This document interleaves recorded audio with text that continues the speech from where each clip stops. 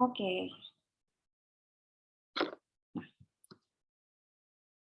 Jadi kita mulai ya. Nah, diare. Nah, apa itu diare sebenarnya ya? Jadi per definisi diare itu adalah BAB encer lebih dari 3 kali selama 24 jam, kurang dari 1 minggu untuk periodenya. Nah, kalau misalnya kurang dari 1 minggu, itu berarti kita bilang sebagai diare akut. Dan ini adalah diare yang sering terjadi gitu ya. Jadi biasanya diare itu adalah akut. Nah, kalau kita lihat per definisi ini, kita bisa lihat dua komponen, yaitu adalah secara konsistensi, yaitu BAB encer, ya, dan juga secara frekuensi. Jadi, definisi diare itu harus memenuhi dua komponen ini, yaitu adalah untuk konsistensi dan juga frekuensi. Gitu ya. Nah, kalau misalnya anaknya emang secara normalnya itu dia misalnya sehari kayak 3 kali gitu, kan ada orang yang lancar jaya gitu ya istilahnya. Nah, dia itu kita belum bisa bilang dia itu diare gitu. Jadi, yang penting di diare itu adalah dua komponen ini. Jadi, frekuensinya itu harus bertambah dibandingkan dengan apa? Dibandingkan dengan apa yang biasa terjadi pada anak itu. Kayak gitu ya. Nah, sebenarnya secara apa ya namanya, secara scientific-nya gitu ya, diare pada anak itu didefinisikan sebagai BAB yang lebih dari 10 cc per kilogram per hari untuk bayi dan 20 gram per 24 jam pada anak gitu ya. Jadi, tapi kayak gimana ya, maksudnya kuantitas ini tuh sebenarnya nggak praktis gitu kan. Kita mana tahu kalau misalnya kita anamnesis ke ibu pasien, lah ibu sampai nggak nih BAB anaknya 200 gram per 24 jam, itu kan nggak praktis ya. Makanya kita berpegangan bahwa oh diare itu adalah perubahan secara konsistensi dan juga frekuensi. Kayak gitu. Nah, diare itu penting untuk kita bedakan adalah onsetnya. Kalau misalnya di sini emang per definisi adalah kurang dari 1 minggu untuk akut ya. Tapi sebenarnya, tapi loh kok yang bawah itu kok kurangnya dari 14 hari gitu. Nah, sebenarnya kurang dari 14 hari, kurang dari sama dengan 14 hari itu kita masih masukkan ke dalam diare akut. Tapi ada beberapa literatur yang membedakan. Jadi ada yang diare akut itu yang kurang dari seminggu tadi, dan juga ada prolong diarrhea. Nah, prolong itu adalah 7 hari sampai 14 hari. Tapi biasanya kita masukkan dia ke dalam diare akut yang kurang dari sama dengan 14 hari. Karena apa? Karena etiologinya itu dia lebih sering mengikut ke arah diare akut, yaitu adalah infeksi. Gitu ya. Nah, terus abis itu kalau lebih dari 14 hari gimana? Berarti dia itu adalah diare kronis atau persisten. Jadi sama-sama diare kronis dan persisten itu lebih dari 14 hari. Kapan kita bilang dia diare kronis? Yaitu adalah saat etiologinya itu adalah non-infeksi. Kalau kita bilang dia diare persisten, berarti etiologinya adalah infeksi. Kayak gitu. Nah, apa yang kita lihat nih di sisi kanan ini ya, ini adalah skala tinja Bristol. Yang tadi kita bilang diare itu harus ada perubahan konsistensi dan frekuensi. Konsistensi dan frekuensi. Nah ini adalah perubahan konsistensinya. Jadi kapan kita bilang diare? Kalau dia pada skala tinja Bristol itu sudah di tipe 6 dan 7. Kayak gitu ya. Jadi kalau misalnya ibunya misalnya kayak ragu-ragu gimana nih ya kayak konsistensi daripada si BAB-nya itu, kita bisa tunjukin skala tinja Bristol ke ibunya, dan kalau misalnya dia itu ada di tipe 6 dan tipe 7 itu adalah diare. Gitu ya. Kalau misalnya tipe 1, 2, 3 justru dia malah ke arah konstipasi gitu. Nah, yang tipe 4 dan tipe 5 itu masih dalam batas normal kayak gitu ya. Nah, yang mau di-highlight di sini adalah diare itu sebenarnya secara epidemiologi paling sering terjadi pada anak di umur 2 tahun pertama. Terutama anak berusia 6 sampai 12 bulan karena anaknya itu mulai merangkak, mulai MPASI, dan juga antibodi di tubuh anak dari ibunya itu mulai menurun. Kayak gitu ya. Dan paling sering disebabkan oleh virus. yaitu rotavirus dan norovirus. Oke, nah ini adalah patofisiologi diare. Jadi diare itu kita bisa bedakan nih, kira-kira dia itu penyebabnya itu adalah apa gitu ya. Nah, ini aku masukin apa namanya yang paling sering aja, yang paling sering, yang paling penting aja. Ya, jadi dia bisa dibedakan dengan 4 kelompok, yaitu pertama adalah osmotik. Nah, osmotik itu gimana maksudnya? Osmotik itu adalah di saat penyerapannya itu bermasalah, tapi dinding lumennya baik. Manifestasinya itu kayak gimana? Jadi dia itu kita bilang dengan istilah watery diarrhea. Watery diarrhea maksudnya kayak gimana? Keluarnya itu kayak air gitu ya. Nah, terus dia itu kalau misalnya khas daripada diare osmotik, itu adalah di saat kita stop intake-nya, dia akan membaik. Ya, stop intake, dia membaik. Dan juga dia itu nggak ada lendir atau sedikit lendir. Gitu ya. Nah, kalau diare osmotik ini sebenarnya terjadinya itu adalah karena apa? Jadi, kan tadi dibilang penyerapan bermasalah. Jadi kalau misalnya si anak itu makan makanan yang nggak bisa diserap atau minum mungkin ya, minum susu. Nah, dia itu tuh nggak bisa diserap gitu ya. Atau enggak misalnya karena infeksi daripada rotavirus, jadi villi ususnya itu seperti kayak rusak, nah dia itu nggak bisa menyerap makanan yang diberikan. Nah, makin lama kalau misalnya dia itu nggak bisa menyerap, berarti di dalam ususnya itu tuh penuh gitu ya, penuh secara konsistensinya itu jadinya penuh dia. Nah, kalau misalnya penuh dia ada namanya tekanan osmotik yang menyerap cairan gitu ya. Jadi manifestasinya nanti dia bakalan diare kayak gitu. Nah, kalau diare osmotik itu biasanya kalau misalnya secara akut itu paling sering itu adalah karena rotavirus. Karena rotavirus yang dia merusak villi-villi usus tadi. Kalau misalnya secara kronik itu adalah secara manifestasinya itu biasanya adalah dari perianal rash ya. Jadi apa yang menyebabkan itu adalah lactose intolerance kayak gitu. Nah, yang kedua adalah sekretorik. Jadi kalau misalnya sekretorik itu dia adalah sekresi aktif gitu ya. Jadi di sini kita highlight active secretion. Tapi dindingnya itu adalah intact. Jadi dia itu sama manifestasinya adalah watery diarrhea. Terus banyak banget. Karena dia sekresi aktif gitu ya. Dia kayak keluarin terus. Nah, terus juga kalau misalnya sekretorik biasanya itu ada lendirnya. Paling famous-nya itu apa kalau sekretorik? Nah, kalau misalnya akut itu adalah kolera. Yang kita karakteristikan biasanya dia itu ada klasiknya, itu adalah air cucian beras. Kalau misalnya secara kronik, biasanya itu adalah kanker-kanker yang menghasilkan mukus, gitu ya. Nah, kemudian yang ketiga itu adalah invasif dan inflamatori. Jadi mukosa ususnya itu rusak pada proses ini gitu ya. Makanya manifestasinya itu kita lihatnya apa? Diarenya tuh kayak heboh gitu ya. Jadi dibandingkan yang lain, diarenya itu heboh, di mana dia itu ada bloody diarrhea gitu ya. Terus juga dia itu demam, nyeri perut, kayak gitu. Istilahnya lebih heboh lah gitu. Disertai juga dengan lendir gitu ya. Nah, kalau misalnya yang invasif atau inflamatori, secara akut biasanya itu adalah disentri. Gitu ya. Kita bilang sindroma disentri, gitu ya, diare berdarah. Bisa karena Shigella atau Entamoeba. Kalau misalnya secara kronik biasanya kita lebih pikirin apakah dia itu ada inflammatory bowel disease, gitu ya, seperti Crohn atau ulcerative colitis. Nah, kemudian others itu ada dismotilitas, kayak pada pasien dengan hipertiroid atau diabetes urea. Tapi maksudnya kalau misalnya untuk yang others ini biasanya lebih jarang ya, terutama pada anak. Oke, kemudian ini adalah anamnesis dan pemeriksaan fisik apa yang harus kita tanyain nih pada pasien anak gitu ya. Jadi kalau misalnya kita anamnesis, biasanya kita pakai mnemoniknya yaitu adalah Socrates gitu kan ya. Nggak kelihatan di sini ya.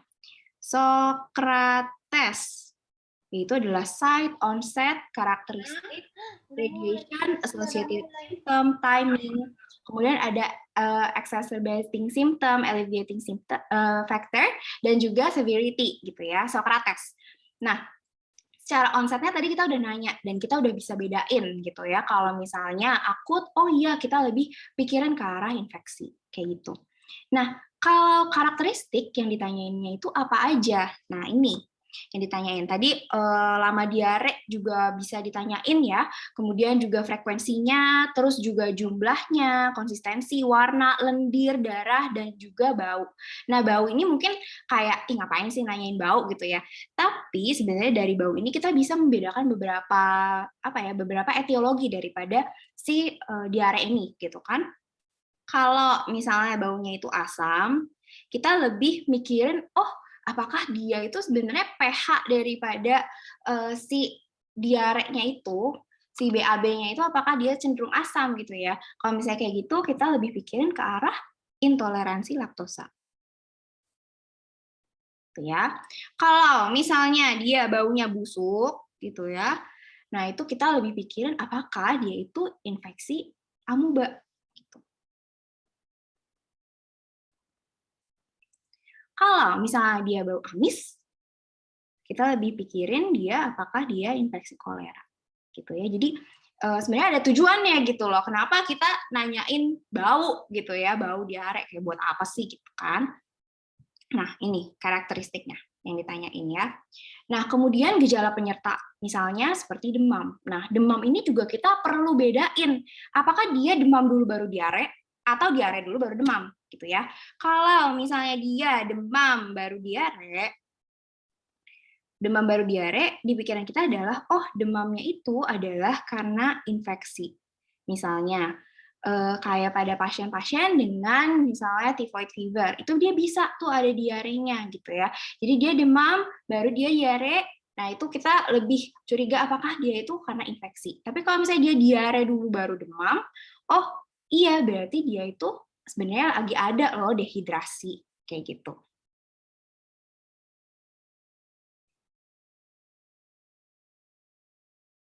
Oke? Nah, kemudian pada anamnesis yang mau kita highlight juga adalah apa?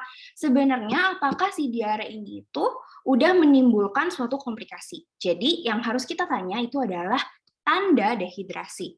Nah, termasuk juga dengan risk factor-nya. Kalau misalnya dia itu udah jelas-jelas misalnya banyak banget keluar airnya, tapi ibunya misalnya puasain anaknya gitu kan, nggak dikasih minum dari 2 hari yang lalu gitu kan, 48 jam, of course kita lebih takut kalau misalnya dia itu akan dehidrasi yang berat gitu.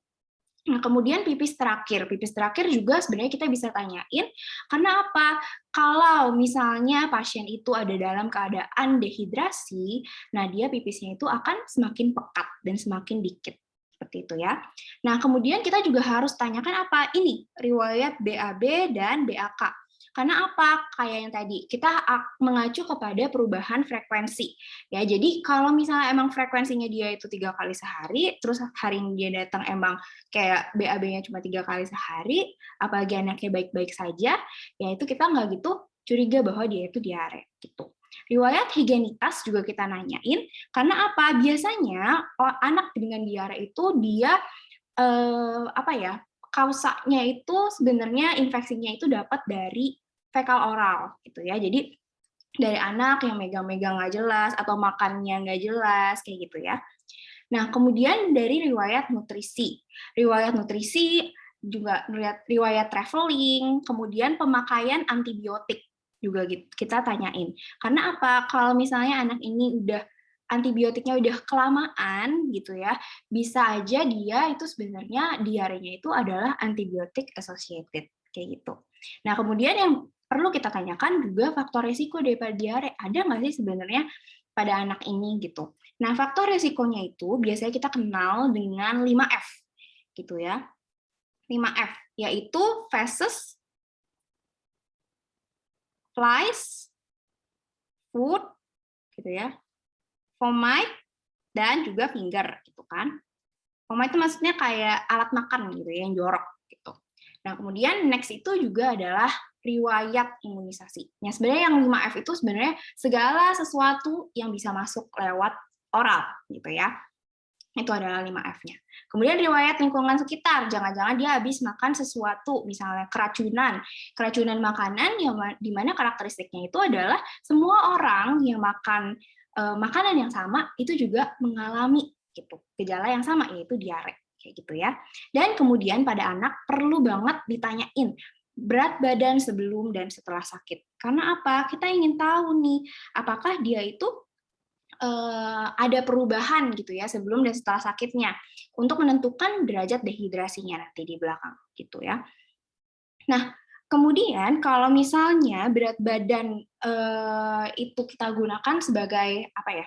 Acuan dehidrasi, tapi nanti di belakang itu kita juga akan lihat gitu loh, ada tanda-tanda yang lain gitu ya selain daripada berat badan. Tapi dari awal kita harus nanyain dulu sebelum sakit berat badannya itu berapa. Jadi kita bisa bandingkan gitu ya. Nah, faktor resiko untuk anak dengan dehidrasi, diare gitu ya, itu adalah pada anak dengan imunodefisiensi, kemudian ASI-nya nggak full gitu ya.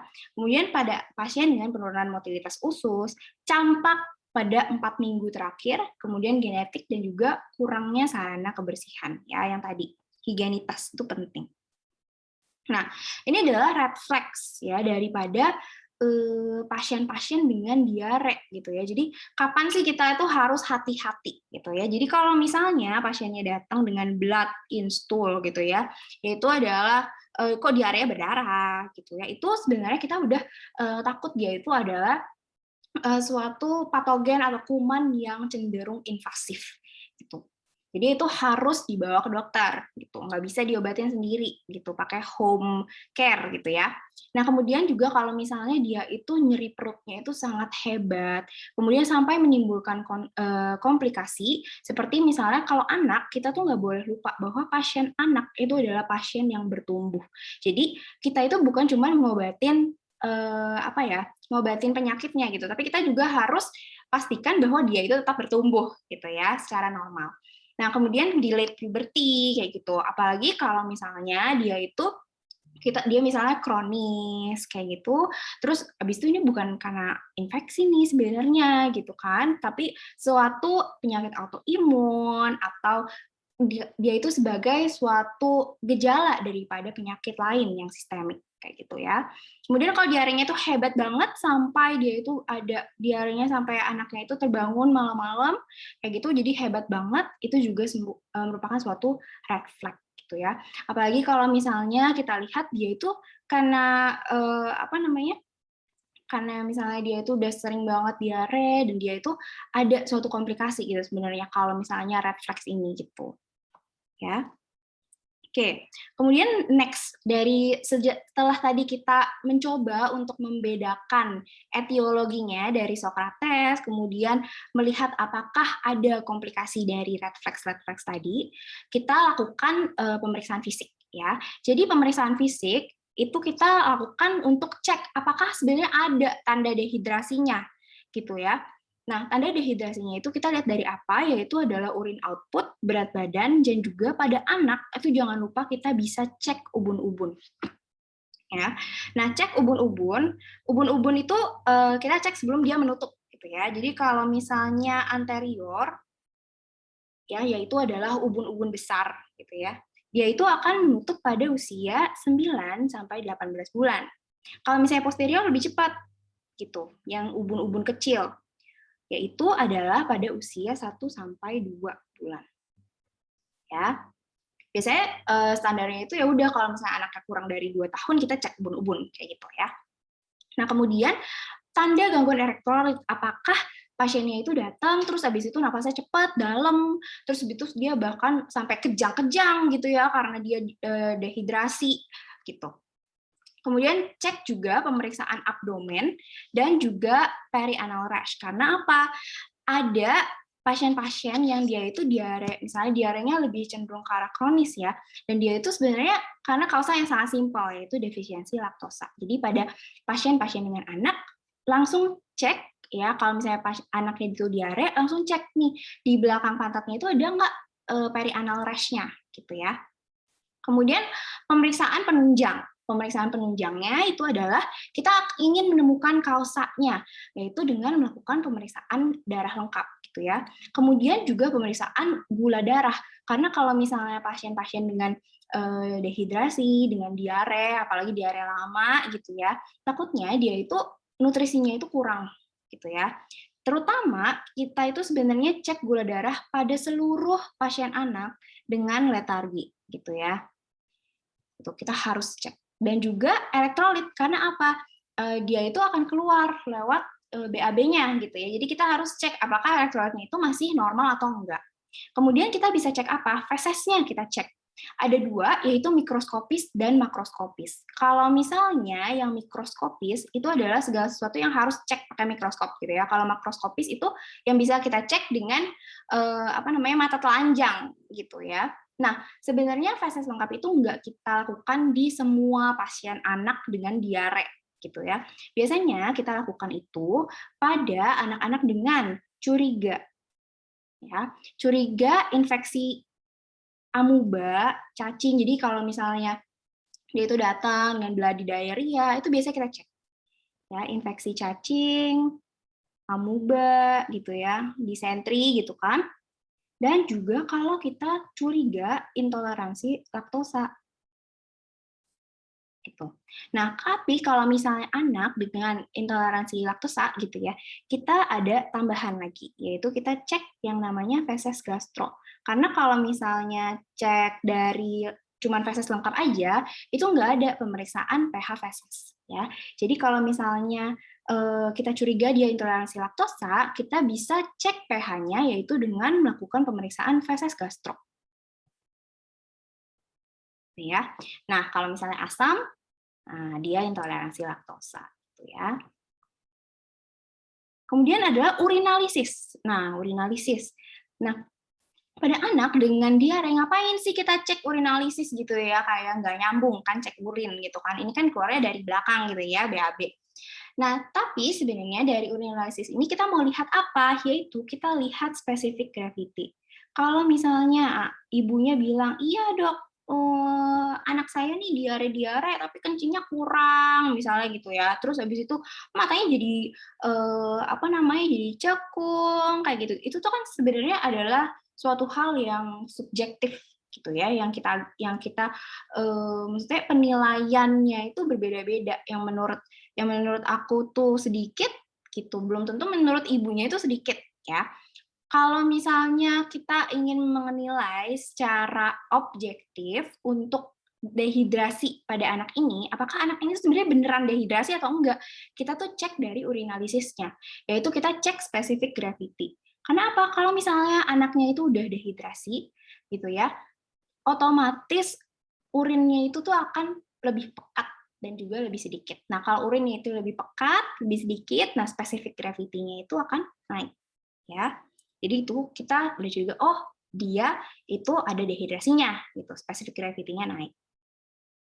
Oke, ini adalah tadi ya yang pemeriksaan ubun-ubun, ada ubun-ubun yang anterior, lebih besar ya, ubun-ubun besar, kemudian juga ubun-ubun kecil, gitu ya.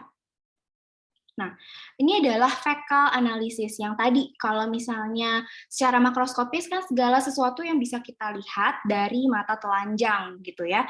Jadi apakah dia ada lendirnya, apakah dia ada darah yang bisa kita lihat gitu ya. Kemudian secara bau itu adalah secara makroskopis. Kalau ini adalah secara mikroskopis. Nah, nanti kalau misalnya ternyata emang anaknya itu datang dengan diare et causa, misalnya infeksi daripada protozoa gitu ya. Nah, itu kita bisa lihat nih kayak beginian gitu. Nah, kayak misalnya pada di kiri sini ini adalah yang kita akan temukan kalau infeksinya itu adalah karena entamuba histolytica gitu ya. Kalau yang atas ini itu adalah yang giardia lambia. Kalau yang bawah sini itu adalah karena entamuba coli gitu ya. Jadi sebenarnya ini gambaran aja apa sih sebenarnya yang akan kita temukan, apa yang akan kita lihat di saat kita nanti melakukan pemeriksaan si feses yang mikroskopis itu. Ya, ini yang kelihatan. Oke, ini juga tadi adalah yang perianal rash ya. Ini merah-merah gitu kan di sekitar duburnya Oke. Nah, ini sebenarnya adalah kayak tabel singkat aja ya, boleh di-screenshot karena nanti kita nggak bagiin lagi nih PPT-nya, jadi boleh di-screenshot ya. Nah, kalau misalnya tabel ini itu sebenarnya tabel yang kayak yang karakteristik dari suatu diare yang sering aja sebenarnya ya. Jadi paling sering itu tadi kan adalah rotavirus. Kemudian yang kedua itu diare paling sering disebabkan oleh bakteri, baru dia oleh protozoa gitu ya. Nah, kalau diare pada anak itu dengan rotavirus itu dia sebenarnya paling sering. Jadi kalau misalnya anak datang dengan diare gitu ya, kita pertama pikirin rotavirus dulu, apalagi dia itu apa namanya nggak ada lendir gitu ya, terus nggak heboh, nggak sampai demam yang gimana, itu kita pikirin adalah rotavirus dulu. Nah dia paling sering. Kemudian dia itu ada dua, ada diare, ada muntah. Biasanya dia ada muntah dulu dalam 1-2 hari pertama. Kemudian muntahnya itu udah berkurang, diarenya muncul. Kayak gitu. Dan dia itu bisa, yang karakteristiknya itu adalah dia bisa menyebabkan intoleransi laktosa sementara. Gitu ya. Dan juga sebenarnya rotavirus ini ada vaksinnya loh gitu. Makanya kalau misalnya kita curiga anak dengan infeksi rotavirus, kita harus tanya apakah dia itu sebelumnya itu udah divaksin atau belum untuk rotavirusnya. Kayak gitu. Nah, kemudian yang kita bilang di sindroma disentri gitu ya. Jadi BAB berdarah itu bisa disebabkan sama Shigella dysentery dan ataupun amuba gitu ya. Nah, dua-duanya itu karena fekal oral sebenarnya. Terus kalau misalnya yang disentri Shigella itu dia bisa ada card jelly gitu ya berdarahnya gitu kan, kayak card jelly stool itu lumayan sering gitu ya, dia bisa menyebabkan itu. Gitu. Nah, yang membedakan dia dengan amuba itu meskipun dia sama-sama diare berdarah gitu ya, kalau dia itu karena Shigella, dia itu frekuensinya lebih sering, tapi jumlahnya itu nggak gitu banyak gitu. Beda sama amuba. Kalau yang amuba, dia itu frekuensinya nggak terlalu banyak. Jadi maksudnya nggak terlalu sering gitu ya, frekuensinya nggak terlalu sering, tapi jumlahnya itu lebih banyak. Dan juga dia itu, yang tadi kita tanya karakteristiknya, Bu ada baunya nggak gitu, baunya kayak gimana? Nah ini, baunya busuk. Nah itu yang amuba gitu ya. Kemudian yang kolera. Kalau kolera, itu dia hati-hati banget dehidrasi. Karena apa manifestasinya? Dia massive watery diarrhea gitu ya. Jadi diarenya itu udah kayak heboh banget gitu ya, massive watery diarrhea, dan karakteristiknya itu adalah air cucian beras. Kayak gitu. Nah, biasanya dia itu ada riwayatnya makan seafood gitu ya, makan seafood. Nah, kalau misalnya satu lagi itu yang tadi kita tanyain, Ibu demam dulu baru diare atau diare dulu baru demam gitu ya. Nah, itu sebenarnya bisa kita lihat dari sini nih ya, dari infeksi Salmonella typhi gitu ya. Nah, jadi kalau misalnya tifoid, dia typhoid fever gitu ya. Baru ada manifestasinya dengan diare gitu. Tapi utamanya itu adalah fevernya gitu. Fevernya dulu gitu ya. Jadi demamnya naik bertahap tiap hari, suhunya tertinggi di minggu pertama gitu ya. Terus dia itu ada karakteristiknya, yaitu adalah step ladder fever gitu ya. Nanti sore-sore, mulai sore nih, mulai maghrib gitu ya. Nanti anaknya tuh demam gitu Bu, gitu kan. Nah, terus nanti pas pagi udah turun lagi, kayak gitu ya. Nah, kemudian ada coated tongue. Dan juga kita itu harus curiga ya infeksi tifoid jika anaknya itu demam lebih dari 7 hari dan tidak turun dengan pemberian obat gitu ya. Jadi biasanya demam pada anak itu dia singkat-singkat gitu ya. Tapi kalau misalnya si tifoid dia itu demamnya lama gitu. Nah, kemudian manifestasi secara gastrointestinalnya tapi dia bisa dua, bisa diare dan bisa konstipasi gitu ya. Oke, nah ini adalah tadi kita udah belajar gitu ya cara untuk membedakan apa namanya, membedakan kira-kira ini kausanya mana sih gitu kan ya. Dan ini adalah untuk derajatnya, derajat dehidrasi. Jadi kalau misalnya kita habis menentukan dia itu kausanya apa gitu ya, baru kita pikirkan nih apakah derajat dehidrasinya itu yang tanpa dehidrasi, ringan, sedang atau berat. Kayak gitu. Nah, kalau misalnya dia itu diare tanpa dehidrasi, berarti yang tadi penurunan berat badannya atau cairan yang keluar. Jadi penurunan berat badan itu sebenarnya utamanya itu adalah karena cairannya itu yang keluar terus gitu ya. Nah, jadi kalau misalnya diare tanpa dehidrasi, dia itu sebenarnya kurang dari 3% gitu ya, perubahan daripada berat badannya itu. Nah, kalau misalnya yang ringan sedang itu adalah 3-9%. Kalau berat itu udah lebih dari 9%. Gitu ya.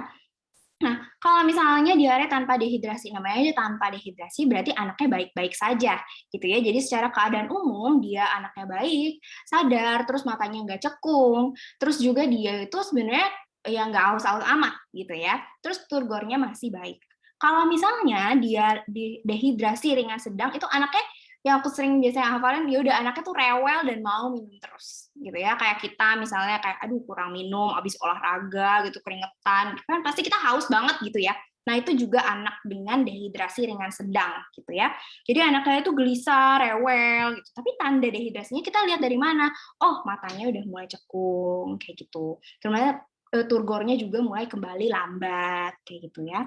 Nah si mata cekung ini juga yang mau kita highlight itu adalah sebenarnya mata cekung itu sebenarnya cukup sulit dilihat gitu ya. Kadang-kadang kita lihat matanya cekung, tapi sebenarnya menurut ibunya matanya anaknya emang gitu. Jadi kita harus tanyain gitu ke ibunya, ibu matanya emang biasa cekung kayak begini atau bagaimana gitu ya. Jadi harus dibandingkan dengan keadaan normalnya gitu. Nah kemudian ini adalah dehidrasi berat gitu ya. Dehidrasi berat itu wah anaknya udah ya namanya dehidrasi berat gitu ya, anaknya udah lesu, lunglai, bahkan sampai tidak sadar gitu ya, udah nggak ada keinginan lagi buat minum, dia udah pasrah aja gitu, dan turgornya kembali sangat lambat gitu ya. Dan juga kalau pada anak jangan lupa cek ubun-ubun gitu ya, cek ubun-ubun sebenarnya apa sih yang kita rasain pas kita raba-raba itu. Nah dia itu cekung kalau anaknya itu dehidrasi gitu ya. Oke, ini adalah contoh kasusnya ya. Jadi seorang anak umur 4 tahun gitu ya diperiksa ke poliklinik karena mencret 2 hari yang lalu. BAB sehari 6 kali, cair, gak ada darah, gak ada lendir, dan muntah 1 kali. Ya, saat dilakukan pemeriksaan fisik, anak tampak rewel, lahap ketika diberi minum gitu ya.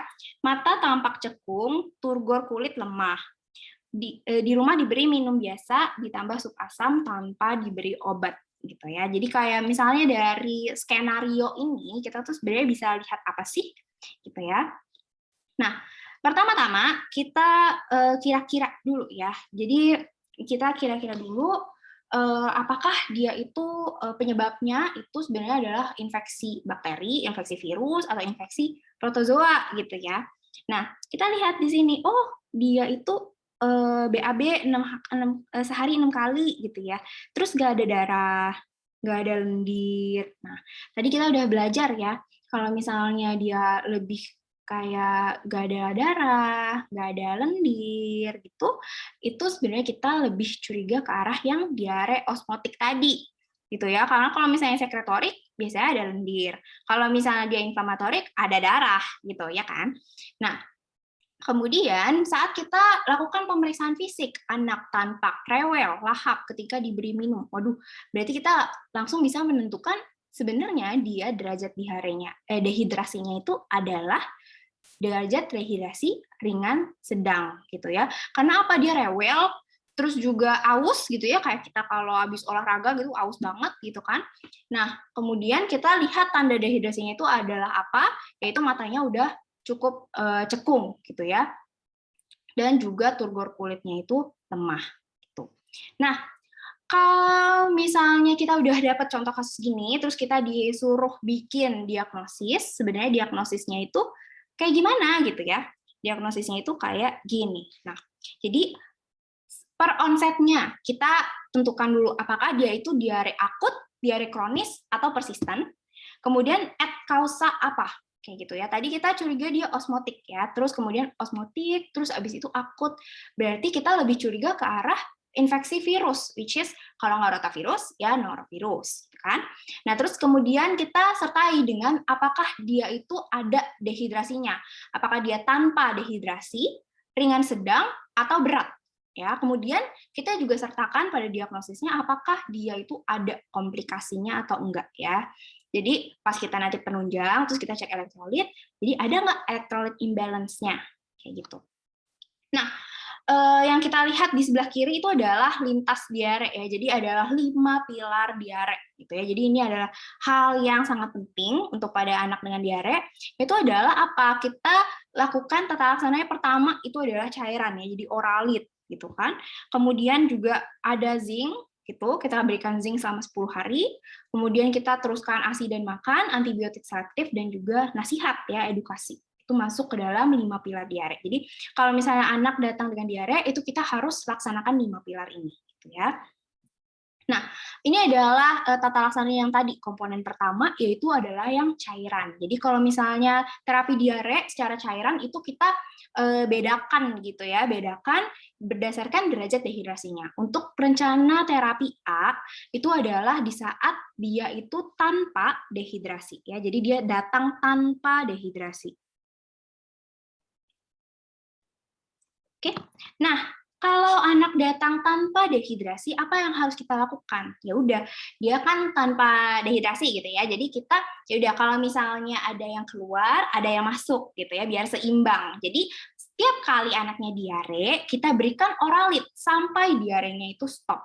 Nah, tapi masalahnya oralit ini rasanya nggak enak, apalagi untuk anak gitu ya. Jadi kadang-kadang anak tuh suka muntah gitu. Nah, kalau anaknya muntah, apa yang kita lakukan? Kita edukasi ke ibunya, Bu, kalau anaknya muntah saat pemberian oralit, maka ibu tunggu 10 menit dulu, kemudian kita berikan 1 sendok setiap 2-3 menit. Gitu ya. Nah, kemudian dosisnya itu beda ya. Jadi kalau misalnya dia itu kurang dari 1 tahun, itu pemberiannya itu adalah 50-100 cc tiap BAB. Kalau dia lebih dari 1 tahun itu adalah 100-200 cc tiap kali BAB gitu. Jadi sebenarnya yang kita biasa pakai itu adalah ini, yang 100 sama 200. Cuman kadang-kadang di UKM PPD waktu itu aku juga pernah nemu soal gitu ya. Dia keluarinnya itu adalah 50 cc-nya untuk anak kurang dari 1 tahun gitu ya. Jadi tahu aja bahwa ada range-nya loh sebenarnya kayak gitu. Nah, terus sebenarnya kalau misalnya kita edukasi secara praktisnya ke pasien itu gimana? Jadi 1 saset oralit itu sebenarnya bisa untuk 200 cc air ya. Jadi 200 ml air. Nah, 200 ml air itu gimana? Ya kayak 1 gelas aqua lah gitu ya, kurang lebih. Nah, jadi kalau misalnya kita edukasi itu gimana? Ibu, kalau misalnya anaknya itu diare gitu ya. Anaknya itu diare, tiap kali dia diare, kalau misalnya anaknya kurang dari 1 tahun, ibu bikin dulu nih, oralitnya harus dibikin dulu. 1 saset, itu masukkan ke dalam 200 cc air, ya. Kemudian kalau misalnya anaknya kurang dari 1 tahun, berarti ibunya kasih minumnya setengah aja, gitu. Kalau anaknya udah lebih dari 1 tahun, baru ibu minumin 1 gelas, kayak gitu ya.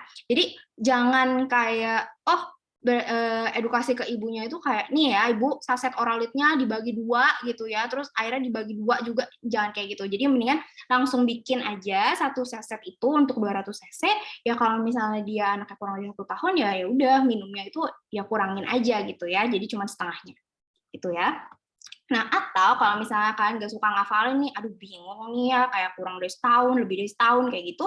Nah, bisa juga pemberiannya itu kita ingetinnya itu adalah kayak gini. Jadi 5 cc per kilogram tiap muntah atau 10 cc per kilogram tiap diare. Ini juga bisa. Ya. Nah, gimana kalau misalnya nggak ada oralit yang sasetan itu gitu ya? Sebenarnya oralit itu bisa dibuat di rumah, yaitu dengan apa? Setengah sendok teh garam plus 8 sendok teh gula pasir dalam 1 liter air matang. Gitu. Jadi jangan pakai air keran gitu ya. Aduh, itu nambahin diare anaknya gitu ya. Jadi harus kita tekankan 1 liter air matang ya Ibu. Nah, terus bisa disimpannya itu selama periode waktu 24 jam aja. Gitu ya. Kalau udah lebih dari 24 jam ya udah buang gitu ya, buang terus bikin yang baru. Nah, simpel ya untuk dehidrasi tanpa dehidrasi gitu ya. Nah, terus kita ada juga rencana terapi B gitu ya. Kalau misalnya anaknya itu ternyata datangnya itu adalah dengan dehidrasi ringan sedang gitu. Nah, kalau anaknya itu datang dengan dehidrasi ringan sedang gitu ya, berarti yang kita butuhkan itu dosisnya kayak gimana? Yaitu adalah 75 cc kali berat badan anak. Gitu. Nah, Tapi ini kan ribet ya, aduh umur sampai 4 bulan, kurang dari 6 kilogram gitu-gitu. Ya kalau misalnya anaknya itu datang gitu ya dengan berat badannya berapa, itu kita bisa langsung kaliin. Yang masalahnya itu adalah apa? Kalau misalnya ibunya itu lupa, ya lupa ya berapa ya gitu, terus nggak ada timbangan mungkin ya. Nah itu kita sebenarnya bisa nih kira-kira kilogram anak gitu ya. Jadi kalau misalnya untuk anak kurang dari 1 tahun, itu ada rumusnya. Itu adalah N plus 9 per 2 dalam kilogram ya, di mana N itu adalah bulan. Gitu. Kalau misalnya anaknya itu umurnya 1 sampai 6 tahun, berarti 2N plus 8, di mana N ini adalah dalam tahun. Ya, kilogram. Gitu. Nah, jadi itulah buat kira-kira berat badan anaknya itu berapa. Ya. Kemudian kalau rencana terapi B ini, kita berikannya itu dalam 3 jam pertama. Gitu ya. Di sarana kesehatan ya, ada highlight-nya gitu ya di sarana kesehatan. Kayak gitu. Nah, kalau misalnya udah kita berikan nih 75 cc per kilogram berat badan anak ya, kali berat badan anaknya, udah kita berikan dalam 3 jam, ya udah. Berarti kita evaluasi lagi, apakah anaknya ini masih dalam keadaan dehidrasi ringan sedang, atau dia malah lanjut jadi berat, atau dia udah lebih membaik ya. Sekarang tadinya dehidrasi ringan sedang, udah nggak ada dehidrasinya, udah tanpa dehidrasi gitu kan. Jadi habis 3 jam kita evaluasi, dan kemudian kita rencanakan apakah kita mau ke rencana terapi A tadi, terapi B, atau lanjut ke yang lebih advance, yaitu rencana terapi B gitu ya. Jadi kalau di anak, setiap kali pemberian terapi, evaluasi, kayak gitu ya. Nah, kemudian kalau rencana terapi B tadi, itu sebenarnya kita berikan itu adalah utamanya via oral. Jadi utamanya itu adalah via oral. Jadi yang 75 cc per kilogram tadi, itu adalah pemberian secara oral. Jadi suruh minum gitu anaknya. Kalau misalnya anaknya nggak bisa minum, kita masih harus usahakan dia itu masuk cairan itu lewat lambung gitu ya. Jadi via NGT. Gitu. Kemudian kalau nggak bisa, baru via IV. Nah, via IV ini rumusnya emang agak ribet gitu ya, dan juga nggak ada cara buat lebih gampang ngafalinnya gitu. Tapi ya tahu aja lah bahwa kita ada loh alternatifnya. Kalau misalnya oral nggak bisa, NGT baru IV gitu untuk rencana terapi B gitu. Nah, kalau misalnya berat anaknya itu adalah 3-10 kg, itu adalah 200 cc per kilogram per hari. Kalau berat badannya 10-15, berarti 175. Kalau berat badannya lebih dari 15 kilo, yaitu 135 cc per kilogram per hari. Gitu ya. Nah, ini adalah yang lebih advance-nya lagi ya. Jadi kalau misalnya anaknya itu datangnya udah dehidrasi berat gitu ya, udah dehidrasi berat gitu. Nah, ini kita lakukan langsung secara intravena. Kenapa? Lah, anak dengan dehidrasi berat itu udah nggak bisa minum kan tadi, udah malas minum gitu ya. Jadi kayak gimana lagi kita suruh dia minum gitu kan. Jadi langsung approach-nya itu adalah secara IV. Kalau yang tadi itu adalah oral NGT IV, yang ini adalah IV, kemudian NGT, kemudian baru oral. Ya. Nah, kalau misalnya yang rencana terapi C ini, kita lakukan cairan intravena segera nih ya, cairan intravena segera. Boleh dikasih RL atau NS, gitu ya. 100 cc per kilogram berat badan, gitu. Nah, kita itu tuh bedain gitu ya, untuk anak kurang dari 1 tahun, dan juga anak lebih dari sama dengan 1 tahun. Nah, kita pemberiannya itu tuh kita bagi menjadi 2 fase. Jadi yang pemberian pertama itu yang 30 cc-nya, kemudian pemberian berikutnya itu adalah yang 70 cc-nya. Gitu. Untuk bayi kurang dari 1 tahun, kita berikan yaitu adalah 1 jam, dalam 1 jam. 30 cc ini itu kita lakukan pemberiannya itu dalam 1 jam, kemudian 70 cc berikutnya dalam 5 jam. Kalau anaknya lebih dari sama dengan setahun, ya berarti lebih cepat gitu ya. Lebih cepat yaitu 30 menit dan 2,5 jam. Kalau aku sih hafalin ya, karena nanti juga ada pembagian dosis zinc gitu ya. Kalau misalnya untuk cairan-cairan gitu ya, biasanya itu kita patokannya itu adalah 1 tahun. Tuh ya, bedainnya itu 1 tahun. Gitu. Ya. Kalau misalnya dia itu masih lemah gitu ya, bisa diulangi gitu ya. Kalau misalnya nadinya masih lemah. Terus abis itu kita harus juga cek ulang. Nah, karena apa? Kalau misalnya pasien dengan dehidrasi berat itu sebenarnya adalah kondisi yang cukup berat ya. Jadi kita harus evaluasi lebih sering gitu ya. Jadi jangan lupa ada komponennya, yaitu kita harus evaluasi per 15 sampai 30 menit gitu ya. Kalau misalnya pas kita udah evaluasi gitu ya, evaluasi nadinya hilang gitu ya, nggak ada, ya udah kita tetesannya lebih cepat gitu ya, lebih agresif lah istilahnya. Nah, di saat anaknya itu sudah bisa minum, kita langsung berikan dia minum kayak gitu ya. Nah, kalau misalnya kita nggak ada nih, misalnya kita di puskesmas, kayak waktu aku dulu gitu ya, di puskesmas, terus di puskesmasnya tuh nggak bisa untuk menangani kayak pasang IV untuk anak umur kurang dari 7 tahun, kayak gitu, kita harus pikirkan gitu ya alternatifnya. Kalau misalnya emang kita bisa reach gitu ya, kita bisa reach ke fasilitas kesehatan yang ada IV-nya dalam 30 menit gitu ya, jadi kurun waktu untuk rujukannya itu adalah 30 menit, maka kita rujuk gitu kalau emang bisa gitu, karena terapi utamanya itu adalah intravena. Tapi kalau misalnya enggak, baru kita yang tadi kita alternatif gitu ya, jadi pakai NGT. Nah, dosis NGT itu gimana? Yaitu adalah ini 20 cc per kilogram berat badan per jam selama 6 jam gitu ya. Kemudian kita nilai setiap 1 sampai 2 jam gitu. Kalau misalnya muntah ya berarti cairannya lebih lambat, berarti kita terlalu agresif gitu ya. Kalau misalnya nggak tercapai kita harus rujuk.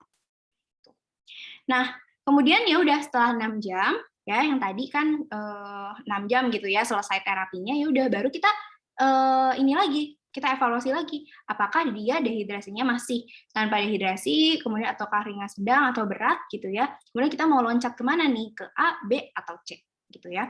Tapi kalau misalnya dia itu waduh kagak ada nih si NGT gitu ya, baru kita ya udah terakhir gitu ya, kita bisa oral nggak, bisa minum nggak gitu ya. Tapi kalau misalnya secara oral sebenarnya nggak gitu ribet ya, sama aja gitu ya, dosisnya sama yang NGT gitu ya. Tapi itu udah apa namanya alternatif banget gitu ya, kalau emang udah bener-bener apa namanya kepepet banget dan nggak bisa gitu ya. Nah kalau misalnya bahkan anaknya itu udah nggak bisa minum gitu ya, anaknya kalau misalnya anaknya udah nggak bisa minum ya udah mau nggak mau kita harus rujuk gitu ya. Nah, ini adalah contohnya yang tadi ya, kalau misalnya anaknya misalnya 8 kilogram gitu kan, anak umur 1 tahun ya, jadi dia itu kita pembagian itu adalah lebih cepat ya, jadi yang 30 sama 2,5 jam gitu. Nah, kalau misalnya dia itu 8 kilo, berarti dalam 30 menit pertama kita 30 cc kali 8 kilo gitu ya. Jadi 240 cc untuk 30 menit pertama. Lanjut yaitu 70 cc kan kali 8 kilogram gitu ya, kali berat badan dia. Gitu. Jadi 70 kali 8 yaitu 560 cc dalam 2,5 jam berikutnya. Kayak gitu ya. Jadi ya kira-kira soalnya kayak gini lah ya. Tuh. Nah, ini adalah terapi diare yang lain gitu ya. Jadi pilar diare yang lain itu adalah pemberian zinc gitu ya. Tadi kalau misalnya untuk cairan itu biasa 1 tahun gitu ya batas waktunya. Kalau untuk yang per oral gitu ya, kayak nutrisi itu biasanya adalah batas waktunya adalah 6 bulan gitu. Kalau misalnya umurnya kurang dari 6 bulan itu adalah kita berikan setengah tablet yaitu 10 mg per hari. Kalau misalnya umurnya udah lebih dari 6 bulan, maka kita berikan 1 tablet, yaitu 20 mg per hari. Ya. Nah, kemudian antibiotik sesuai indikasi. Jadi misalnya kayak pada pasien udah tahu disentri, udah tahu kolera, ya kita berikan antibiotik gitu ya. Tapi kalau misalnya kita tadi diarenya cuma osmotik, tanpa lendir, anaknya masih bagus gitu ya, ada muntah, kemudian muntah berkurang, habis baru diare gitu kan, waduh udah virus banget ya, kita tidak berikan gitu ya. Hanya sesuai indikasi. Nah, biasanya first line-nya untuk pasien anak dengan diare itu yang kita utamakan itu adalah si ini, TMP-SMX ya, jadi clotrimazole, yaitu adalah 2 sampai 4 mg per kilogram. Itu adalah lini pertamanya. Nah, Sebenarnya tuh untuk cegah disentri tuh ada pilihan yang biasanya tuh ada di literatur sebagai pilihan pertama gitu ya. Cuman untuk kayak ciprofloxacin gitu ya, dia itu sebenarnya adalah golongan fluoroquinolone. Jadi dia itu ada resiko untuk penutupan lempeng epifisis dini gitu. Jadi anaknya itu bisa-bisa aja sebenarnya tinggi potensi genetiknya tuh lebih tinggi gitu daripada dia seharusnya gitu ya. Jadi itu ciprofloxacin.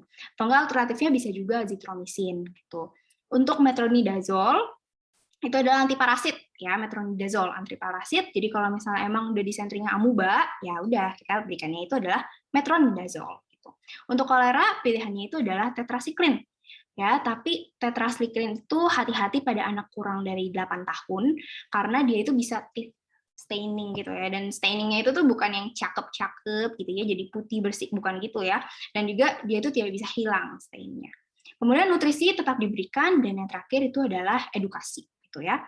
Nah, ini kadang-kadang sering ditanyain nih obat-obatan lain pada diare. Lah, anak dengan diare itu kasih anti diare nggak? Kayak pasien dewasa gitu ya, biasanya kita kasih anti diare, tapi kalau pada anak kita tidak berikan ya, tidak diindikasikan. Nah, kemudian anti muntah itu kita berikan kalau emang udah sampai benar-benar terapi kita nggak ada yang bisa masuk sama sekali gitu ya. Nah, itu baru boleh dipertimbangkan untuk diberikan gitu ya. Tapi biasanya dia akan berhenti kalau misalnya emang udah terrehidrasi gitu ya. Terus steroid nggak ada tepatnya untuk pengobatan diare anak. Dan ini yang tabel bawahnya itu adalah apa? Komplikasi pada diare gitu ya. Jadi ada hiponatremia, hiperkalemia, dan hipokalemia gitu ya. Oke. Nah, ini adalah komponen-komponen edukasinya gitu ya, yang penting bahwa ASI itu harus tetap diberikan. Kemudian tadi yang kita highlight gitu ya, bahwa diare itu fekal oral. Jadi harus jaga kebersihan dan cuci tangan sebelum makan. Terus kemudian BAB di jamban, kalau kita mungkin aduh obvious gitu ya, tapi untuk orang-orang di sana di pedalaman mungkin belum ada jambannya gitu ya. Kemudian juga imunisasi campak, karena tadi faktor resikonya kalau misalnya dia campak dalam 4 minggu terakhir gitu ya, dia ada resiko diarenya itu lebih gede gitu dibandingkan anak lain yang nggak kena campak gitu. Terus juga memberikan makanan penyapihan yang benar, maksudnya apa? MPASI yang benar gitu ya. Terus air minum juga harus yang bersih dan juga masak makanan gitu ya. Ini tadi tanda bahayanya kita udah sempat singgung gitu ya. Jadi kalau misalnya anaknya demam, tinjanya berdarah, terus sampai nggak bisa intake gitu ya, makan minumnya dikit, muntahnya hebat banget, terus sangat haus, terus lah nggak membaik gitu ya. Nah itu kita boleh, maksudnya ini adalah kapan ibu harus pergi ke dokter gitu ya. Nah ini tanda bahayanya gitu ya. Nah kemudian frequently asked questions gitu ya, kan paling sering itu adalah sebenarnya diare anak itu adalah karena rotavirus gitu ya. Terus tadi lah anak dengan rotavirus bisa ada intoleransi laktosa sementara gitu ya. Jadi perlu nggak ganti susu gitu kan ya, ada susu untuk khusus untuk intoleransi laktosa. Sebenarnya jawabannya itu ya nggak gitu perlu gitu ya sebenarnya. Jadi tadi yang kita bilang intoleransi laktosa sementara ya. Jadi sebenarnya nggak perlu gitu. Kalaupun mau itu ya udah untuk seminggu aja karena biasanya rotavirus itu akan sembuh dalam kurun waktunya itu seminggu aja gitu ya. Tapi sebenarnya nggak perlu rempong-rempong ganti susu gitu. Nah, ini adalah vaksin yang berhubungan dengan perdiarean yang tadi paling sering, itu ada yang rotavirus gitu ya. Nah, itu kita ada vaksinnya sebenarnya ya. Jadi vaksinnya itu adalah di bulan kedua, bulan keempat, dan bulan keenam gitu. Nah, vaksinnya itu adalah per oral gitu ya, per oral, jadi diminumin gitu ya ke anaknya. Dan dia itu ada khususnya. Kita harus ingat bahwa vaksin rotavirus tidak boleh diberikan pada bayi di atas umur 24 minggu untuk rotarik ya atau yang vaksin monovalen, dan juga di atas 32 minggu untuk rotatek atau vaksin yang pentavalen. Karena ada peningkatan resiko intussusepsi gitu ya. Jadi ini yang harus diingat. Kemudian juga kalau misalnya anaknya udah usia lebih dari 15 minggu ya udah tidak direkomendasikan untuk dimulai vaksinasi dari rotavirus ini gitu ya. Nah, ini vaksin rotavirus gitu ya. Jadi bentukannya kayak gini, biasa yang kita sering temukan itu si Rotarik ini ya. Tapi ada dua sebenarnya, ada Rotarik yang monovalen dan juga Rotatek yang pentavalen gitu kan. Nah, jadi dia itu diminumin gitu ya ke anaknya. Biasanya dokter anaknya juga rekomendasiin ya 30 menit sebelum vaksinasi gitu ya. Jangan makan minum jangan minum apa-apa dulu gitu ya. Jangan diminumin asinya dulu. Tujuannya apa sebenarnya? Tujuannya itu biar anaknya itu haus gitu ya. Jadi dia gampang gitu vaksinnya masuk gitu ya. Nah, ini yang tadi ya udah dijawab juga, anak dengan diare et causa virus gitu ya, apakah perlu ganti susu gitu ya? Sebenarnya nggak perlu gitu kan, nggak perlu untuk ganti-ganti susu, kalaupun mau hanya dalam kurun waktu 1 minggu aja gitu ya. Nah kemudian kenapa anak lebih dari 32 minggu nggak boleh diberikan vaksin rotavirus tadi ya, karena resiko intussusepsi. Nah ini juga yang sering ditanyain gitu ya, anak dengan diare boleh nggak sih sebenarnya dikasih pengganti elektrolitnya, itu bukan oralit gitu ya, tapi sport drink atau kayak Pocari gitu ya, maaf ya sebut merek gitu. Nah ini tuh sebenarnya kan tidak direkomendasikan gitu ya, karena kenapa, dia itu sebenarnya nggak cocok gitu ya untuk rehidrasi gitu. Untuk rehidrasi dia nggak cocok. Karena apa? Dia itu osmolaritasnya lebih tinggi, kemudian biasanya natriumnya itu nggak mencukupi gitu. Jadi dia itu tidak direkomendasikan gitu. Nah, kemudian tadi ya udah terjawab juga penggunaan antiemetik, anti diare itu sebenarnya direkomendasikan atau enggak gitu ya. Kalau misalnya anti diare sih benar-benar udah nggak ada tempatnya untuk pasien anak gitu ya, dengan diare itu udah nggak ada tempatnya, tapi untuk antiemetik ya kita bisa berikan gitu ya. Biasanya yang diberikan itu adalah apa? Ondansetron aja. Nah, diberikannya juga benar-benar dengan hati-hati. Kalau emang udah terapinya udah sama sekali nggak ada yang masuk, nutrisi juga udah susah banget, itu baru gitu. Harus puasa dulu kah sebelum vaksin oral rotavirus? Tadi udah terjawab juga ya, bahwa ya sebenarnya tujuannya itu paling 30 menit sebelum vaksin gitu ya. Tujuannya biar anaknya haus aja. Jadi vaksin oralnya itu bisa cepat masuk gitu. Ya, jadi ini adalah frequently asked question-nya. Oh ya, sama satu lagi gitu kan. Tadi sempat disinggung ada antibiotic associated diarrhea gitu ya. Nah, keadaan antibiotik associated diarrhea atau anaknya itu diare sebenarnya karena dia itu konsumsi antibiotik yang kelamaan gitu ya, kelamaan, jadi flora normal di ususnya itu sudah ada shift gitu ya. Jadi flora normalnya itu ketekan karena dia minum antibiotik kelamaan, biasanya lebih dari 2 minggu gitu ya. Nah, itu jadinya patogen-patogennya itu jadi berkembang biak gitu. Nah, di saat itulah sebenarnya kita ada tempatnya untuk pemberian si probiotik. Jadi itu kan sering juga ya, misalnya ibu-ibu gitu kan, aduh dok, anak saya diare perlu probiotik atau enggak. Nah, itu sebenarnya tempatnya itu adalah di situ gitu ya. Jadi kalau misalnya emang udah ada shift secara apa namanya flora normal dari ususnya karena antibiotik associated diarrhea, dia baru ada tempatnya, itu probiotik tadi ya. Kayak gitu deh. Oke, ini adalah referensinya. Terus oke, terima kasih. Gitu. Oke, teman-teman kalau misalnya ada pertanyaan boleh langsung di chat aja gitu ya. Oh ya, sama aku mau kita stop screen, share screen dulu. Gitu ya. Jadi aku udah polling sebenarnya, guys. Boleh tolong diisi ya. Gitu. Kalau misalnya ingin apa namanya?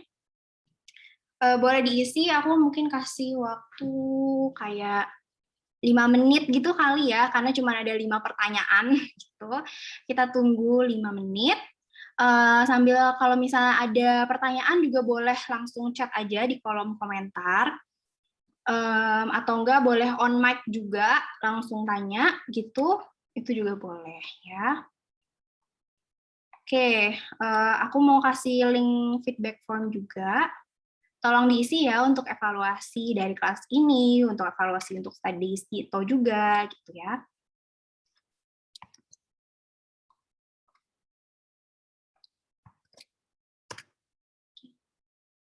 Tolong diisi ya untuk feedback form-nya dan juga isi poll-nya.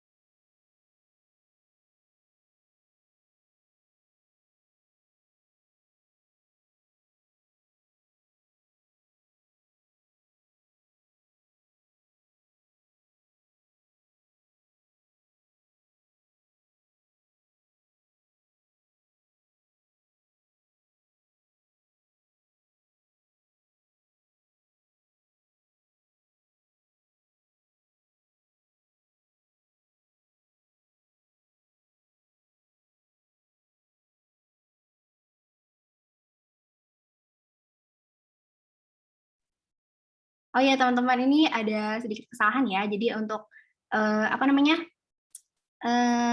nomor kelima gitu ya. Dia itu ditemukan KU-nya tampak sakit sedang, rewel, gelisah, anak haus, ya menangis, namun air matanya nggak keluar dan turgornya kembali lambat gitu. Jadi derajat dehidrasinya adalah, tapi banyak kan udah pada benar sih jawabnya ya. Gitu. Kita mungkin tunggu 2 menit lagi ya.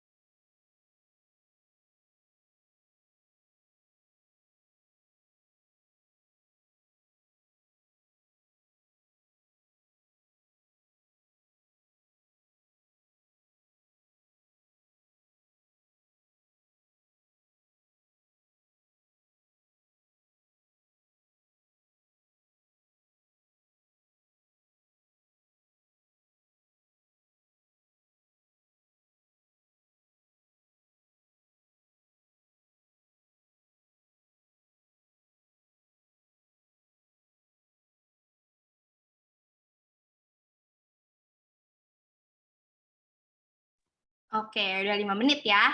Yuk kita bahas. Nah, share results ya. Harusnya bisa kelihatan ya results-nya. Gitu. Nah, mayoritas udah pada benar nih untuk pertanyaan pertama. Diare pada anak. Penyebab diare, maaf ya, itu ada typo gitu ya. Penyebab diare pada anak yang paling sering, dari yang paling sering hingga yang paling jarang gitu ya, adalah sebagai berikut gitu. Udah mayoritas udah pada benar ya. Jadi 57% jawab virus, baru bakteri, baru protozoa. Tadi kita udah sempat bahas ya, sempat sebut-sebut gitu ya, si virus gitu ya, rotavirus, norovirus gitu kan, udah yang paling sering gitu ya. Jadi pasti yang pertamanya itu adalah virus gitu. Kemudian yang kedua baru bakteri dan protozoa gitu. Jadi virus lebih sering ya daripada bakteri gitu ya. Nah, kemudian yang kedua ya, anak D, 8 tahun, datang ke poliklinik dengan keluhan diare. Ibunya menyatakan bahwa diare sebanyak 10 kali sehari, air cucian beras ya, disertai lendir. Saat D dipuasakan, diarenya nggak membaik. Itu tata laksana pada pasien ini adalah, nah, kalau kita lihat di sini gitu ya, waduh, diare 10 kali sehari gitu ya, bombastis. Terus juga dia air cucian beras, which is satu hal yang karakteristik gitu ya. Air cucian beras berarti kolera gitu.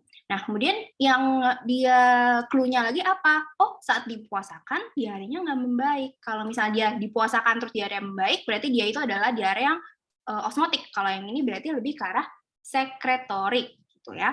Tadi diare yang sekretorik terus yang akut gitu, itu adalah yang kolera gitu ya. Dan apalagi udah air cucian beras, udah kolera gitu ya. Nah, tata laksananya apa? Ya udah, kalau kolera berarti kita berikan adalah TMP SMX gitu. Kalau metronidazole tadi apa? Itu adalah antiparasit, ya, antiparasit. Gitu. Jadi kalau misalnya dia sindroma disentri gitu ya, diare berdarah, terus kemudian bau busuk, ya bau busuk, terus habis itu dia nggak segitu sering frekuensinya tapi diarenya banyak gitu, apalagi pas kita cek mikroskopis ada yang tadi kita lihat tuh ya, yang berjalan berenang-berenang di dalam feses gitu ya, itu baru kita kasihnya metronidazole ya. Kalau ini air cucian beras sudah karakteristik gitu ya, kita berikannya itu adalah antibiotik ya, TMP SMX gitu ya, mungkin 79% gitu ya, jadi sebagian besar udah benar ya. Nah ini, anak A 11 bulan 10 kg datang ke poliklinik dengan diare cair tanpa disertai darah atau lendir, udah sebanyak 4 kali hari ini. Pada pemeriksaan fisik, KU-nya sakit ringan, matanya tidak cekung, ya turgor kembali segera gitu ya. Anak tidak tampak haus minum gitu ya. Maksudnya itu sebenarnya tata laksananya gitu ya. Nah, sebagian besar udah benar, yaitu adalah oralit aja gitu. Nah, karena dia itu adalah diare tanpa dehidrasi ya. Tadi sakit ringan doang, matanya nggak cekung, anaknya nggak tampak haus juga, dan turgornya kembali segera ya. Mungkin ada yang terjebak gitu ya, membedakan bahwa dia ini adalah diare berat gitu karena dia nggak mau minum gitu. Tapi sebenarnya sebelumnya kita lihatnya adalah oh dia sakit ringan gitu ya, matanya nggak cekung ya. Dan turgor kembali segera. Berarti dia itu lebih ke arah tanpa dehidrasi. Makanya kita cuman kasih oralit aja. Sekarang perkara berapa? Gitu ya. Dia anaknya 11 bulan gitu ya, 11 bulan 10 kg. Nah, kalau misalnya tadi kita bicara kalau soal cairan-cairan gitu ya, batasnya itu adalah 1 tahun gitu. Kalau misalnya nanti soal nutrisi-nutrisi, apalagi mikronutrisi kayak zinc, kemudian mungkin nanti kalau di kapan-kapan lagi kita misalnya belajar vitamin A gitu ya, itu batasnya itu adalah 6 bulan gitu. Tapi kalau cairan-cairan batasnya, apalagi diare gitu ya, cairan-cairan untuk diare itu batasnya adalah 12 bulan ya, 1 tahun. Jadi kita kasihnya yang 100 cc tiap BAB gitu ya, yang setengah gelas aja Bu, setengah gelas aqua gitu ya. Nah, next-nya adalah berikut merupakan poin edukasi pada diare, kecuali ya, jangan lupa ada kecualinya gitu ya. Mungkin terjebak ini ya, tetap beri ASI gitu, terjebak ada kecualinya sebenarnya ya. Nah, puasakan anak dengan diare gitu ya. Jadi anak dengan diare jangan dipuasain gitu ya. Kalau ada yang keluar harus ada yang masuk gitu, biar dia itu nggak dehidrasi gitu. Jadi sebenarnya kita nggak anjurkan ya, kita nutrisi tetap diberikan gitu ya, yang anjuran di pilar diarenya tuh kayak gitu. Nah, kemudian imunisasi campak ini kita ada tuh tadi di poin edukasi diare gitu ya, karena pasien-pasien anak-anak gitu ya dengan campak itu dia sebenarnya ada loh kemungkinan yang lebih besar dibandingkan anak lain yang tidak sakit untuk diare gitu ya. Karena apa? Sebenarnya mungkin kita taunya campak itu loh yang ruam-ruam, demam gitu ya. Tapi sebenarnya campak itu dia virus, tapi dia kayak lumayan invasif gitu ya, bisa sampai ke usus gitu ya. Jadi biasanya anaknya itu yang pasca campak dia itu ada diare-diarenya juga. Jadi dianjurkan gitu ya untuk imunisasi campak untuk anak yang belum vaksinasi gitu ya. Nah, terus yang next-nya itu yang terakhir, anak E 2 tahun datang dibawa orang tuanya dengan keluhan diare sejak 3 hari, sebanyak 5 kali sehari tanpa disertai lendir dan darah. Pada pemeriksaan fisik, KU-nya tampak sakit sedang, rewel, gelisah, haus gitu ya. Menangis tapi air mata, ini maksudnya air matanya nggak keluar gitu ya, dan turgor kembali lambat ya. Udah pada benar mayoritas yaitu adalah diare ringan sedang sebenarnya ya. Paling gampang lihatnya dari apa? Anaknya aus-aus kayak kita habis olahraga gitu ya, agak dehidrasi sedikit gitu, kepanasan, banyak keringat gitu kan. Agak dehidrasi sedikit gitu, kita kan aus banget gitu ya. Nah, ini anak-anak juga begitu ya. Kemudian kita lihat lagi nih, dia itu tampak sakit sedang, terus menangis tapi air matanya nggak keluar gitu ya, mungkin ini kurang lengkap gitu ya, jadi ada yang terjebak gitu, tapi sebenarnya dia air matanya itu nggak keluar dan turgornya kembali lambat ya. Clue-nya itu biasanya kalau aku ya, kaliannya ya udah anaknya haus gitu ya, masih haus, dia itu masih kalau misalnya masih haus gitu, dia biasanya masih ringan sedang. Kalau misalnya udah berat itu dia kalau misalnya udah berat dia udah nggak even mau minum lagi ya, udah nggak bisa minum. Makanya tadi di tata laksananya kita langsung aja hajar pakai intravena gitu ya cairannya. Kayak gitu deh. Oke. Udah selesai ya. Kalau masih ada pertanyaan boleh chat di kolom komentar. Kita tunggu mungkin 1 menit kali ya. Oh iya, masih ada nih. Oke. Selamat malam, Dok. Mohon izin bertanya, berarti untuk puasa pada diare anak itu adalah hal yang sangat tidak boleh dilakukan. Atau boleh dilakukan bila ada kecurigaan terhadap diare osmotik karena intoleransi. Terima kasih banyak. Oke, kalau misalnya biasanya kita tahu gitu ya, tadi kan kita tahu diare osmotik gimana kalau misalnya dia puasa gitu ya, puasa dia itu diarenya akan berhenti gitu kan. Diare osmotik karena intoleransi. Nah, diare osmotik karena intoleransi mungkin yang kita boleh highlight gitu ya, karena intoleransi gitu ya. Intoleransinya intoleransi apa? Laktosa gitu. Jadi yang sebenarnya dipuasain, poin puasa yang maksudnya boleh dilakukan gitu ya, kalau misalnya kita curiga-curiga itu adalah memuasakan laktosanya gitu. Jadi tidak diberikan tuh susu kayak keju gitu ya, atau kalau misalnya ibunya ASI gitu, ibunya nggak minum susu, nggak makan keju, kayak gitu. Jadi dipuasakan laktosanya aja gitu ya. Tapi kalau misalnya secara cairan, makanan gitu ya, tetap jalan gitu. Jadi paling itu sih. Jadi kalau misalnya emang kecurigaan terhadap diare osmotik, ya kita lakukan puasa memang ya. Puasanya itu adalah puasa laktosanya tok ya. Tapi nutrisi gitu tetap jalan. Kayak yang tadi kita bilang, kalau ada yang keluar sebaiknya ada yang masuk gitu. Karena kalau misalnya keluar-keluar mulu tapi nggak ada yang masuk, lah anaknya nanti dehidrasi gitu ya. Gitu deh. Oke.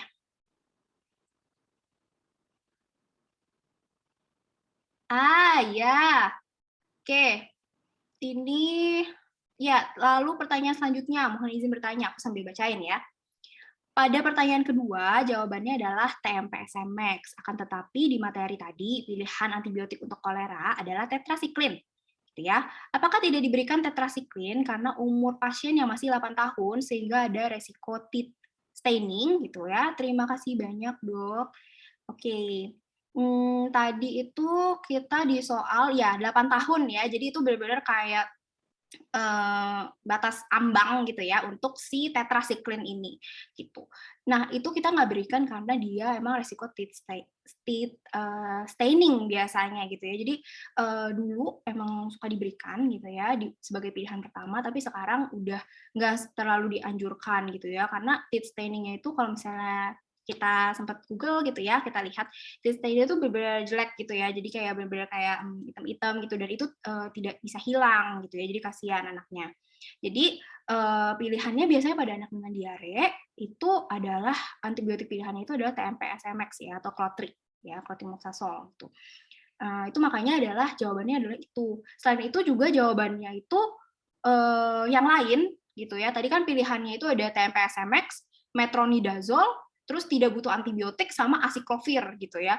Nah, tidak butuh antibiotik jelas tidak ya, karena kita udah tahu nih, oh air hujan deras yaitu adalah karena kolera, ya jadi kita harus berikan yang namanya antibiotik, gitu kan. Nah, kalau misalnya yang asiklovir lah lebih error lagi gitu kan ya, yaitu asiklovir itu adalah untuk virus gitu ya, jadi kita nggak berikan. Nah kolera itu kan sebenarnya adalah bakteri gitu ya, jadi kita sebenarnya di pilihannya tadi juga yang adanya itu cuman si antibiotiknya itu cuman ada si TMP-SMX tadi gitu. Makanya jawabannya itu adalah si TMP-SMX gitu. Iya, jadi kalau misalnya tanya kalau tetrasiklin nggak boleh dikasih pada anak usia kurang dari 8 tahun, ya iya benar. Kalau anak kurang dari 8 tahun, itu jangan dikasih tetrasiklin ya, teeth staining. Lagian kalau sekarang udah jarang sih sebenarnya kita berikan tetrasiklin gitu, ya. Oke, apakah ada pertanyaan lagi? Iya, sama-sama. Oke, kalau ada pertanyaan lagi kita tunggu sampai semenit kali ya. Kita tunggu, kalau misalnya ada boleh langsung ketik-ketik aja, nanti kita jawab ya. Kalau misalnya nggak ada, kita akhiri hari ini ya.